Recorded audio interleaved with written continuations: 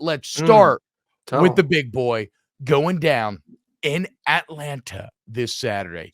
SEC championship, UGA versus Alabama. What can we say about this game that hasn't already been said? Well, how about this? Let's be painfully clear about this. This is the moment for Kirby Smart to prove once and for all that he has taken over. Yep. Right? I keep going back to the scene in the original Star Wars ever released, A New Hope, 1977, when Darth Vader confronts Obi-Wan on the Death Star. And what does he say? The circle is now complete. When I left you, I was but the learner. Now I am the master. Of course, Obi-Wan responds, only a master of evil, Darth. Your powers are weak, old man. You can't win, Darth. If you strike me down, I'll become more powerful than you could possibly imagine. You should not have come back. I mean, we gonna find out, right? Is the circle actually complete? Is this a reality in which Darth does supplant his old master, does end up winning? And it certainly feels like it, but he's gonna have to go finish that thing, dude. It's again, I've said it. The most amazing thing Kirby did was build this empire while not only, and Jake Hester made this point as well, while not only Alabama was dominant, but while Clemson was dominant as well. Yep. To somehow, with enemy empires on both sides of him, to somehow manage to suck up whatever leftover oxygen was left in the room and create what he has done now is nothing short of astounding. But if he loses Saturday, it basically all goes out the window, right? All of Pollock's takes about Kirby being clearly better than Saban are wrong. All of our takes about Alabama and the Saban Empire being dead are wrong. I mean, there's a ton on the line narratively this weekend. All right, first, everyone in the chat, T-Bob doesn't have shingles anymore, so we don't need to pump up his ego right now. There's a lot of, I don't know why everyone's trying to make T-Bob feel better about life. Got a fresh haircut, dog. You know what I'm saying? Yeah, look at your boy. Whatever. Interesting stat that Conor O'Gara just put out there. Alabama lost the 2008 SEC championship game to eventual national champ Florida. Since then, Alabama and Atlanta, this obviously includes SEC championship games, other games in the city. Alabama has gone 16-0, 8-0 versus top 10 teams, 7-0 versus top 5 teams, and then won 12 of those 16 games by double digits. Wow. Georgia also 0-3 in Atlanta versus Georgia. Yeah, it is. And this is I'm not going to put like an asterisk by that national championship, but there's always the excuse from Alabama fans of we weren't healthy. We beat the crap out of you in Atlanta. We lost our two of our best players at the receiving position. You guys ended up winning national championship. Injuries are part of the game. They are. Like it's usually the healthier elite team by the end of the season is the team that's going to win a championship. And both these teams right now have some issues with health. Georgia more so on the offensive side of the football. Alabama's a little bit banged up on defense. Injuries are a part of the game. So I'm not trying to create a ton of excuses of why Alabama lost the last time these two teams faced each other in Indianapolis. But I think in Alabama's mind, that is part of the reason, we are still Alabama. This is still Nick Saban. We still believe that we have more talent. We have a more talented roster, which according to, the blue chip ratio, they do. So they're not scared of Georgia. This isn't for a decade plus when teams went in the face Alabama, including Georgia, the narrative was it's Alabama, it's Nick Saban, it's Alabama, it's Nick Saban. You should be scared of them. You should be scared of the Crimson Tide helmets across the way from you. I don't think Alabama's scared of Georgia. There isn't Alabama feels like they're looking up the mountain to Georgia, where we may see hey, Georgia's the king of the mountain. I don't think Alabama views it the same way as we do. So that's a great point you're making, because I would actually extend it both ways. I think literally every other team save for maybe 2 or 3 fear each of these teams when they play them, right? Literally all other 130, however many teams are scared when they play Georgia or are scared when they play Alabama. And these two matching up with each other may be the actually the only time in which neither side fears the other. So you're right. You are getting two of the best dynasties in college football now going toe-to-toe, no fear in their heart, relatively even, though I give the nod to Georgia. What a fantastic setting. No, and they are pretty dang equal. They're different on offense. Georgia is more of a pro style offense and what they want to execute. Running the football, your traditional run, zone. They do a great job with the gap power. Carson is tremendous with getting the ball out to different receivers. So we're going to see, I think Nick Saban was asked this question this week. It has been rare this season that Georgia's had both Brock Bowers and Ladd McConkey healthy during a football game. And when they have, the offense has been just like, oh my God, one of the best in the country. Are they healthy heading into this game? I would think that they were given last week off so that they could be as close to 100% heading into this game as they possibly could be. But, those two and Oscar's played well at tight end and Rara and Dom and the list goes on and on and on. Like, this offense is so multiple in ways they can beat you and kind of methodically move the ball down the field. Yeah. Obviously, Carson has the ability to, hit that 25-yard, crossing route or dagger route as well, where Alabama is different. Like, this is truly a feast or famine offense. It is we can create an explosive play down the field with Jalen kind of just heaving it to one of our receivers, or hey, Milroe, run around and find a way to be creative with your legs. Like, very different, both very good.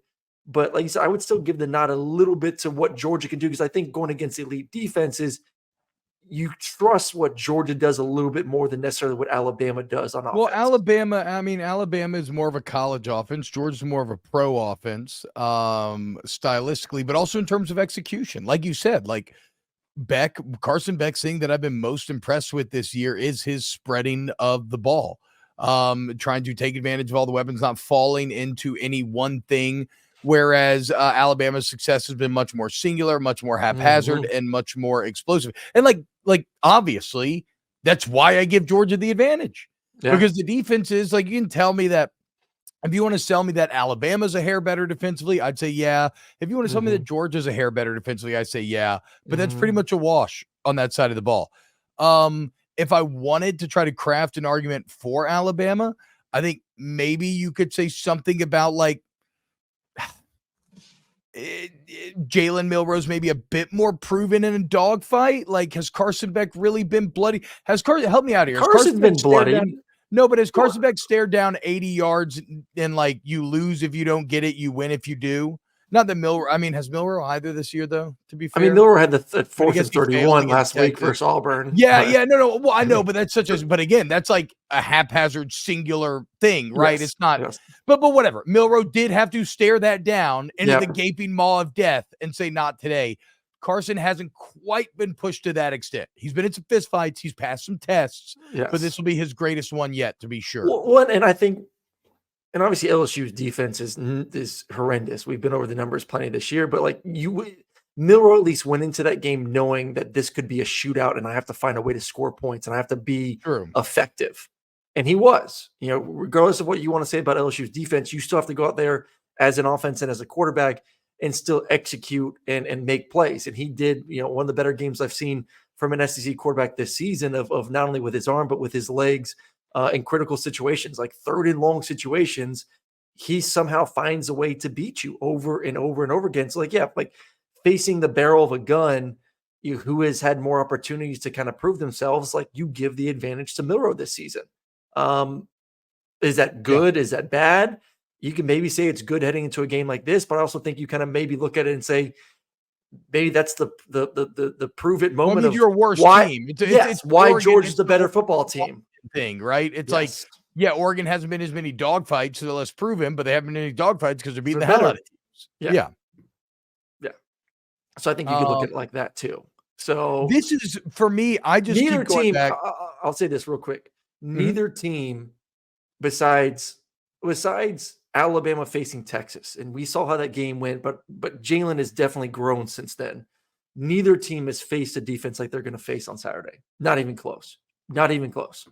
Yeah, correct. So yes, that's a great point. I think too that this is Carson Beck's moment, right? That everything to this, as unfair as this is, but when you take over a championship program, and championships are what are expected. This is just the realities of the world in which you're going to live. But everything to this has just been table setting.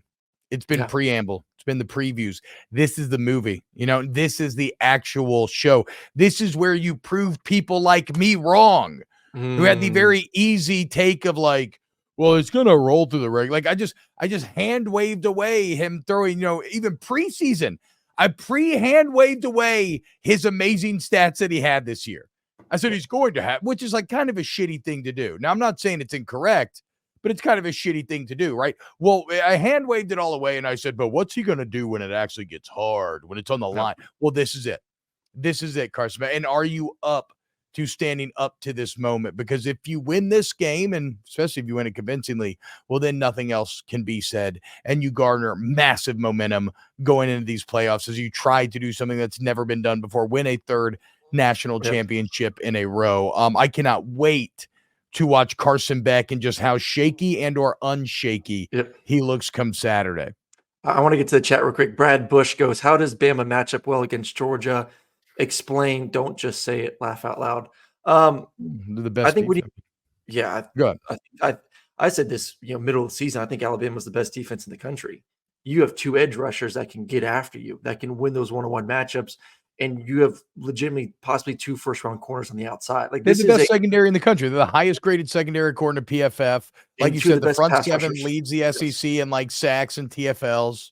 It's a great defense. It's a really good defense. Like that's how you match up. You play great defense, which has allowed their offense to be this feast or famine offense, where it's like I can play a subpar game and then all of a sudden throw a 70-yard touchdown, and we're right in it because guess what? Our defense isn't going to give a bunch of points where we have to claw out of it necessarily consistently.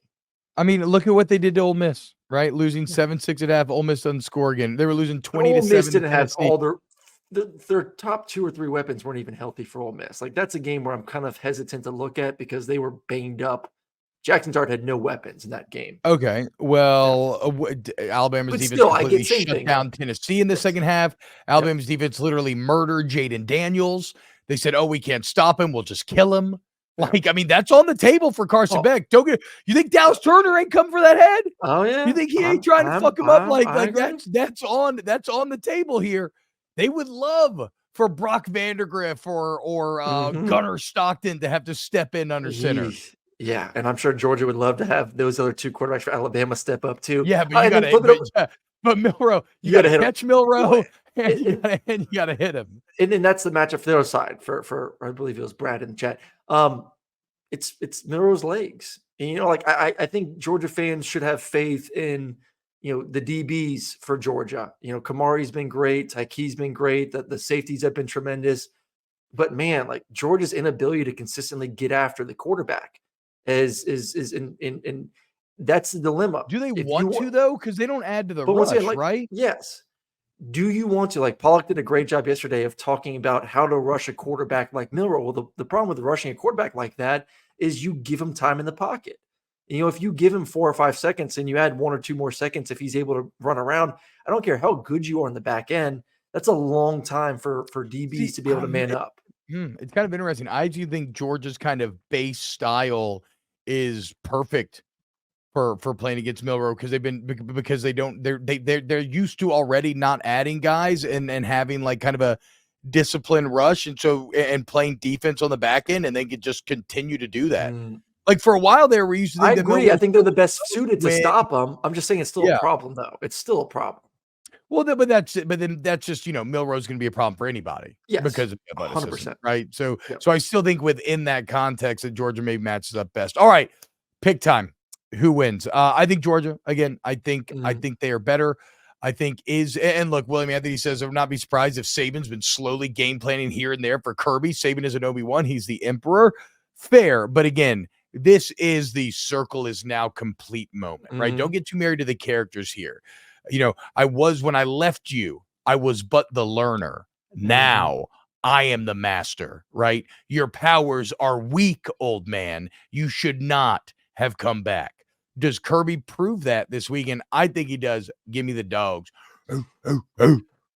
Connor makes a good point. It doesn't matter who spies him. Milroe will get his. We talked about that yesterday too. Like it takes all 5 or 6 guys in the box. It takes disciplined rush lanes. It takes a linebacker or a spy. If it's a safety, it takes all of them. Because if he does split, that spy ain't going to get him one-on-one in the open field. So good point there. As we, once again, we discussed that a little bit yesterday with Polly. Just do what LSU did. Don't spy. Yeah, don't spy. Don't do that. Just make sure you're disciplined in your rushing and spy. You have to do both. Just drop Against a guy like that. 15 yards deep, quarters No, coverage. don't do that. Don't do that. Fucking Auburn money, proved you can't baby. do that either. He's just really good, man. Just straight up, he's a great athlete. Georgia wins. I think it's a close game, though. I think the Lions moved up to like 6.5. We'll talk to Colin about that tomorrow and get his thoughts on it. I think this is two maybe of the best teams in America. I think you're going to get their best punches on Saturday. I think Georgia wins by like a field goal. It's a 4-quarter. It's going to be a ball game. It definitely ain't going to be the embarrassment that LSU kind of showed up with last year in the SEC championship game. That's for damn sure. So, dogs by a slight margin.